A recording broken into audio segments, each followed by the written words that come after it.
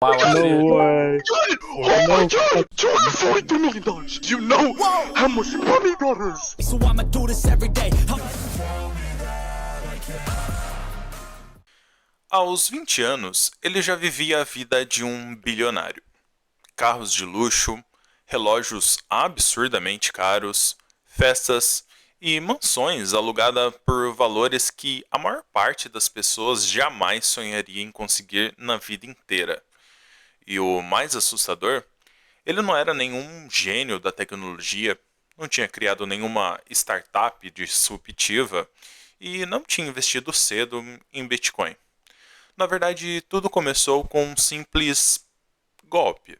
Um e-mail, algumas mentiras bem contadas e coragem para enganar uma das pessoas mais influentes da tecnologia. Em poucas horas, 230 milhões de dólares em bitcoins simplesmente desapareceu. Sem armas, sem invasões cinematográficas e sem hackers digitando freneticamente em uma tela cheia de códigos verdes. Só mesmo manipulação psicológica. Essa é a história absurda de um jovem fanático por Minecraft que acabou se envolvendo em um dos maiores roubos de criptomoedas da história. Antes dos carros exóticos e da fama repentina na internet, Malone Lam era apenas um estudante comum de Singapura. Nada indicava que ele seria conhecido mundialmente. Ele não vinha de uma família bilionária e não era conhecido por ser um prodígio em tecnologia, mas existia uma coisa que ele levava muito a sério: Minecraft. Principalmente um servidor competitivo chamado Comic PVP. Esse parece um detalhe bobo, até você entender que tipo de ambiente existia lá. No servidor, vencer não dependia exatamente das suas habilidades. Os jogadores enganavam uns aos outros e manipulavam alianças para criar esquemas complexos para trapacear no jogo. Era praticamente uma escola de manipulação social disfarçada de jogo. Foi nesse ambiente que Malone teria conhecido Daniel Serrano, homem que futuramente seria apontado como um de seus parceiros no crime. Dois adolescentes aprendendo a enganar e manipular pessoas em um jogo online, sem imaginar que no futuro eles fariam isso na vida real.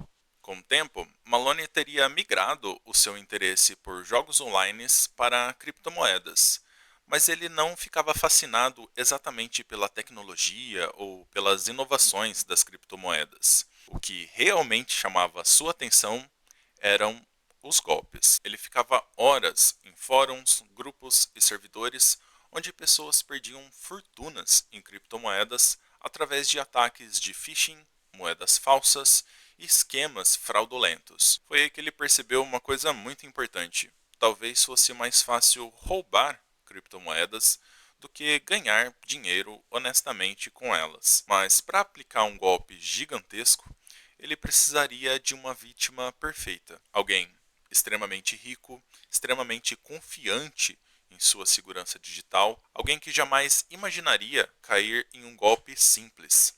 Até que ele encontrou Sam Lessin, um investidor bilionário do Vale do Silício, ligado a algumas das empresas mais importantes da tecnologia no mundo. Sam entendia profundamente sobre segurança digital, provavelmente muito mais do que a maioria das pessoas. Justamente por isso parecia ser impossível enganar ele. Mas existe uma verdade curiosa sobre segurança na internet. Não importa quantas barreiras existam, se a própria vítima entregar as chaves, já era. Como falei, o plano começou com um simples e-mail. Segundo o aviso, alguém estaria tentando acessar a conta de Sam através de países como Rússia e Coreia do Norte. Os golpistas utilizaram VPNs, servidores mascarados e páginas falsas idênticas às originais. O objetivo era simples: causar pânico. Funcionou. Com medo que as suas contas tivessem sido comprometidas, Sam clicou em um link enviado por e-mail. A tela aberta parecia exatamente a tela oficial de contas Google. Ele digitou a sua senha e então criou uma senha nova.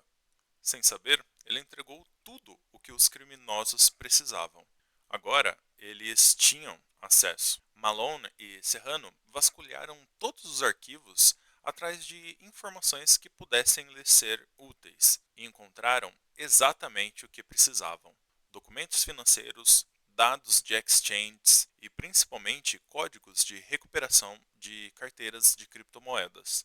Aquilo era o equivalente digital a achar uma chave de um cofre. Com esses códigos, eles poderiam ignorar praticamente todas as camadas de segurança digital. Então, veio o movimento final. Os bitcoins rapidamente foram transferidos para diversas carteiras diferentes, numa tentativa de dificultar o rastreamento. E, em poucas horas, mais de 230 milhões de dólares simplesmente desapareceram, sem alarmes, sem bloqueios bancários e sem que ninguém percebesse imediatamente.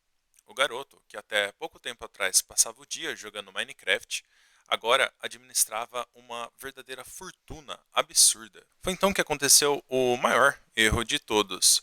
Qualquer criminoso inteligente tentaria desaparecer depois de um golpe desse. Mas Malone fez exatamente o contrário. Ele começou a gastar o dinheiro como se fosse impossível rastreá-lo. E, claro, tudo era exibido nas redes sociais. Era impossível não chamar atenção. Enquanto isso, investigadores já acompanhavam os rastros das transações. Porque, apesar da fama de anonimato, o Bitcoin registra absolutamente todas as transações na blockchain. Cada uma das movimentações deixavam rastros permanentes.